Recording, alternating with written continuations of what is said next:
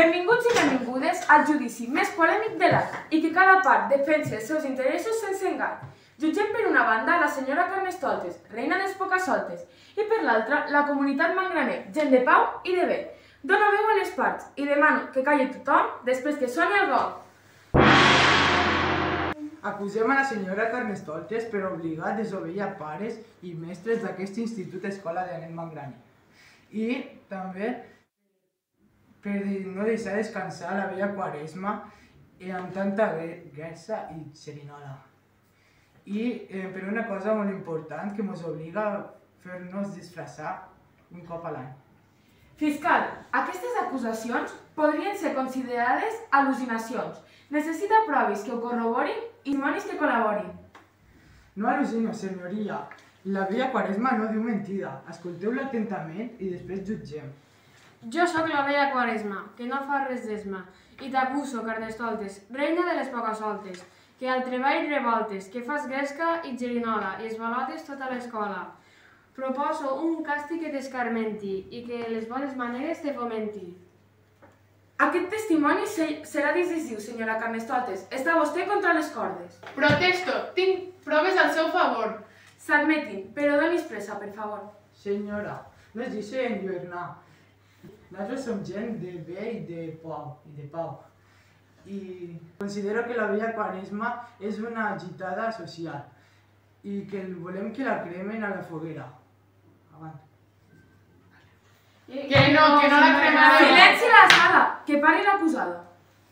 Tot el que aquí he escoltat, si no és mentira, serà veritat. Soc acusada d'esbauxa, de xerinola i de fer pocasoltes per l'escola. Per aquests que detesten les meves intervencions, sé que riuen d'amagat i es disfracen i fan de tot.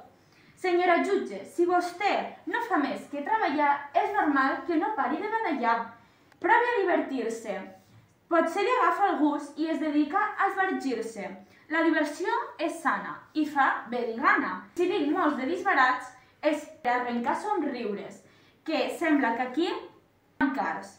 I encara el declarin culpable i m'enviïn a la foguera, el carnaval continuarà sent sempre el que era. És la nostra reina, la necessitem. Ella ens porta la diversió. No és veritat. Però que Silenci! Si segueix aquest desgavell, haurem de donar un cop de martell. Totes les parts han parlat d'allò més i cadascuna mirant pel seu interès. El soroll i la disbauxa són un atabalament i hem de mirar per la salut del cos i la ment. Que el menjar, el beure i la diversió són excel·lents si es fan amb moderació. Per això considero que la pena capital per a la Carnestoltes és la més ideal i em sembla que ella mateix vol reposar d'una disbauxa que ningú no pot controlar. Així doncs, condemno la senyora Carnestoltes, reina dels pocasoltes, a ser cremada a la foguera, pel davant i pel darrere, i d'aquesta manera no deixem rastre de tanta xalera. Si aquest és el preu que he de pagar per fer, xalar i divertir-se a la gent, de bon grat ho pago i cada any tornaré amb més força i més renovada. M'acomiado de totes i tots vosaltres i no ploreu ni patiu. Ja sabeu que amb el foc cada any em reviu.